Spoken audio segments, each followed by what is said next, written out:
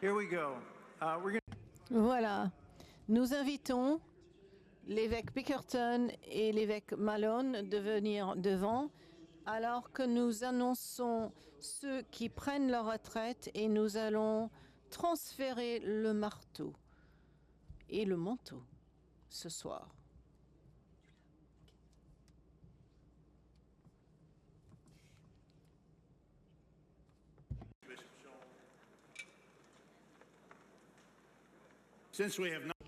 Puisque nous ne nous sommes pas réunis depuis un certain temps, il nous a semblé nécessaire de reconnaître les évêques qui sont partis à la retraite depuis notre dernière réunion en face à face. C'est un grand privilège. Je suis Tom Bickerton, président du Conseil des évêques pendant quelques minutes encore, et j'ai eu un grand plaisir au cours des dernières années, 2 dernières années, de travailler avec tous les évêques qui sont ici derrière moi. Je peux vous témoigner que c'est un groupe fortement engagé. Ils aiment l'Église, ils aiment les conférences annuelles qu'ils desservent et ils vous aiment vous. Et il me semble que c'est le moment de reconnaître le travail de tous nos évêques en applaudissant. Remerciez-les s'il vous plaît.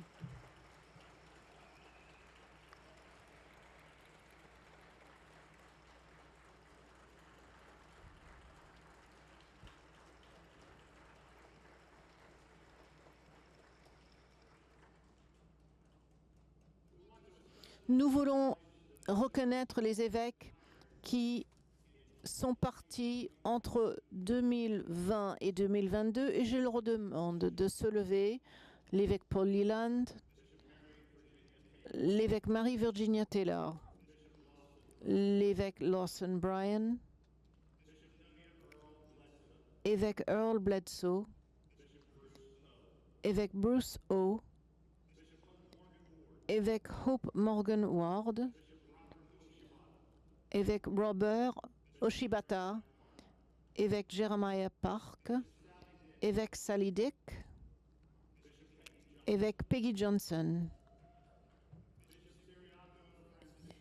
évêque Cyriaco Francisco,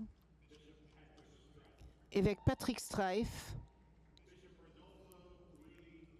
évêque Rudolfo Rudy Juan, évêque James Swanson Sr., évêque Sudarshana Devadar qui est décédé, évêque Grant Hagia, évêque Michael McKee, évêque Hélène Stanowski, évêque Gary Muller, évêque Laurie Haller. Ce sont les évêques qui ont pris leur retraite entre 2020 et 2022. Levez-vous pour les applaudir, s'il vous plaît, pour leur remercier de leur service.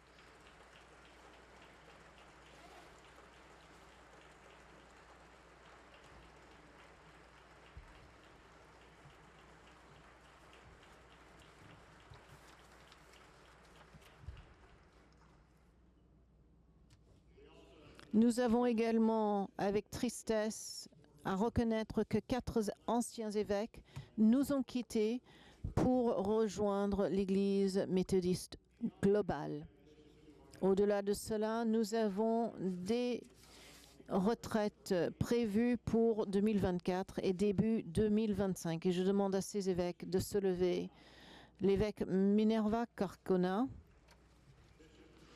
l'évêque Julius Tremble, l'évêque Gregory von Palmer, l'évêque John Scholl,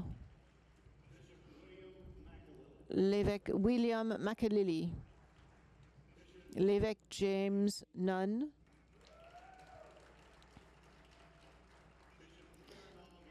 l'évêque Karen Olivito, l'évêque José Kepungo, l'évêque Eben Niwatiba, l'évêque Gabriel Unda, l'évêque Benjamin Bouni, l'évêque Christian Alsted, l'évêque Joaquina Nanala, l'évêque Owen Kassap, l'évêque John Wesley Johanna et l'évêque Harold Ruckert. Je vous prie de remercier ces évêques pour leur aide à l'Église.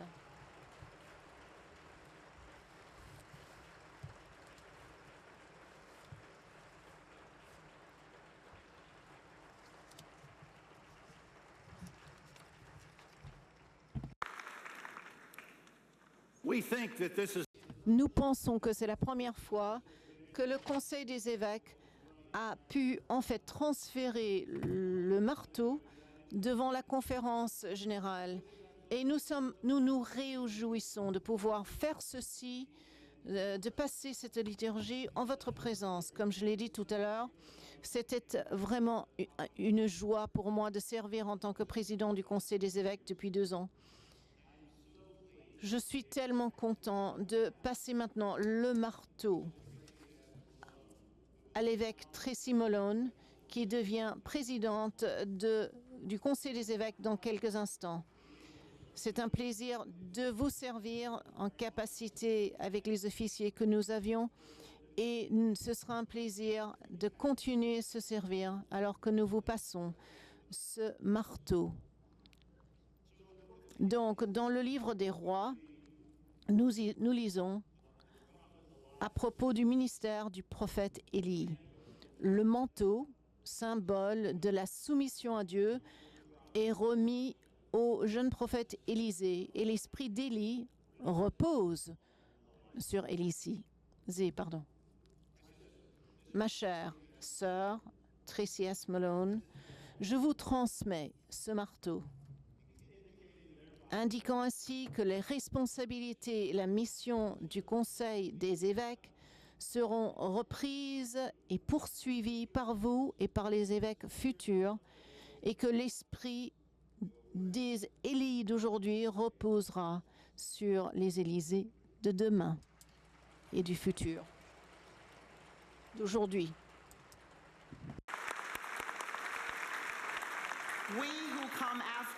Nous qui venons après vous, nous reprenons le manteau et le marteau. Puissions-nous hériter d'une double part de votre esprit de Dieu qui est en vous. Nous vous invitons, c'est pourquoi, prisonniers dans le Seigneur, nous vous demandons de mener une vie digne de la vocation à laquelle vous avez été appelés, en toute humilité et douceur, avec patience, en vous supportant les uns les autres dans l'amour, en vous efforçant de maintenir l'unité de l'esprit par le lien de la paix. Nous vous assurons notre soutien et prions pour que la grâce, la sagesse et la paix de Dieu abondent dans votre présidence du Conseil des évêques. Amen.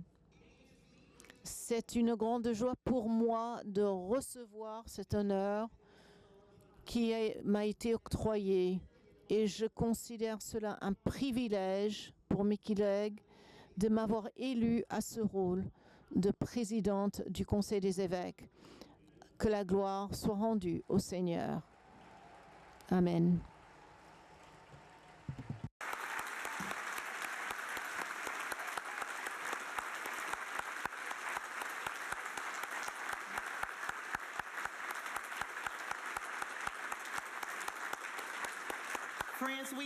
Mes amis, vous savez que nous ne faisons pas ce travail seuls.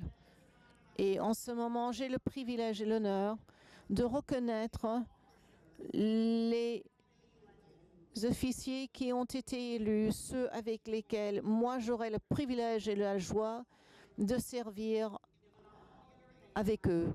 Je vous invite à venir devant quand je annoncerai vos noms. Évêque Tom Bickerton, président sortant. Évêque Ruben Saenz, président désigné. évêque Jonathan Holston, secrétaire, évêque Gregory von Palmer, secrétaire exécutif, les évêques Rosemary Venner et Hope Morgan Ward, co-responsables œcuméniques.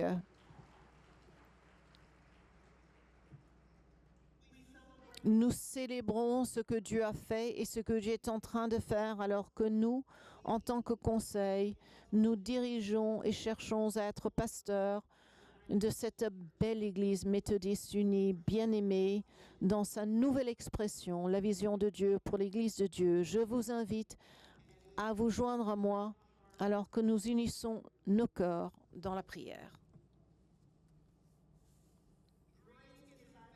Grande est ta fidélité, Seigneur. Il n'y a pas d'ombre avec toi. Tu ne changes pas. Ta compassion n'échoue jamais. Comme tu as été, tu le seras toujours. Grande est ta fidélité. Jour après jour, nous voyons de nouvelles miséricordes et nous te remercions, Seigneur, car tout ce dont nous avons besoin, ta main continue à nous fournir. Grande est ta fidélité. Cher Seigneur, nous te remercions et nous te louons et nous te donnons toute la gloire, tout l'honneur pour la façon dont ton esprit se meut dans toute la création, dans toutes les générations et dans tous les bien-aimés, tellement diversifiés, membres de l'Église méthodiste unie. Nous te remercions de ton esprit, Seigneur, qui se renouvelle et qui transforme et qui travaille pour transformer l'ombre en lumière, pour transformer le désespoir en espoir et l'injustice en justice. Nous te remercions, Seigneur, de la façon dont ton esprit s'est déplacé ici dans la conférence générale. Nous te remercions. Tu as transformé ce palais des congrès dans un tabernacle de dialogue saint, créant entre nous un nouveau sentiment d'espérance, alors que nous créons de nouvelles routes pour la nouvelle expression et témoignage de l'Église méthodiste unie. Seigneur, nous te remercions de la présence de ton esprit dans nos vies et dans le Conseil des évêques et par tous les évêques dans l'Église méthodiste unie. Nous te remercions particulièrement pour ceux que nous célébrons aujourd'hui. Et donc, Seigneur, je te demande, continue à nous donner ta grâce. Continue à verser ton esprit sur nous alors que nous continuons à prendre le manteau de leadership, dirigeant, guidant et continuant ta mission de faire des disciples de Jésus-Christ pour la transformation du monde et que le peuple de Dieu dise Amen.